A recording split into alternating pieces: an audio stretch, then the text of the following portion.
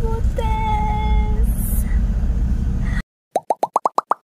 Baba na nga pala kami ng bundok at ganyan nga yung daanan namin. Taas nga niyan at parang nakakatakot talaga kapag nakasakay ka ng sasakyan. So, kampante din naman ako mga mare dahil magaling din naman yung driver namin. Pag kinakabahan nga ako, abay ang sagot niya nga lang sa akin ay relax lang nga daw ako. Huli nga kami dyan ng Berries Farm at pupunta naman kami sa may next na location. May Heaven's View nga yung next namin na pupuntahan. Kalapit-lapit lang din naman kasi yung mga tourist spot dito mga mare sa may Kapatagan. After lang ng mga ilang minuto ay nakadating na nga din kami dito sa may Heaven's View Resort. Kapasok nga namin dyan ay nag-ikot-ikot na nga kami agad. Tingnan nyo naman yung view dito mga mare, abay mapapawaw ka talaga sa ganda. Napaka-colorful nga ng lugar dito mga mare at ang dami pa talaga napakagandang halaman. At ibang kulay nga yung makikita mo sa mga halaman dito. Ito maambo na nga sa mga panahong yan mga mare ay tuloy pa rin kami sa pamamasyal. Habang yung mag-couple ay tuloy pa rin sa pag-shoot. The best nga yung lugar na to mga mare para nga sa mga nagpiprenup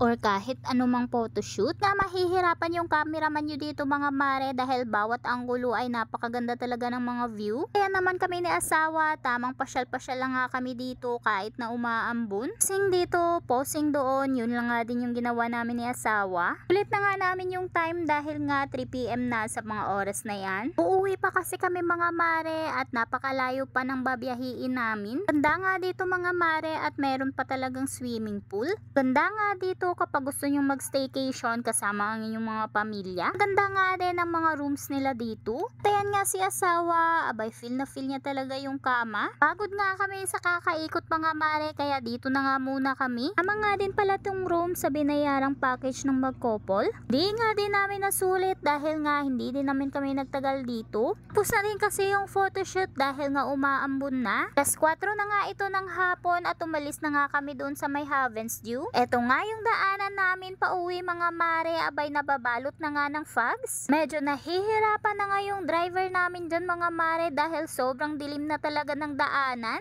Konting kamali mo lang dyan kasi mga mare, abay mahuhulog ka talaga sa bangin. Nasa tuktok pa nga kasi kami ng bundok at pababa na nga kami dyan. At ilang oras pa yung babiyahiin namin pa uwi sa amin. Sabi ko nga sa asawa ko ay magdahan-dahan lang siya at wag nang magmamadali. Dahil nga hindi din namin kabisado yung daan dito. Pakiramdam ko nga mga mare ay nasa langit na kami.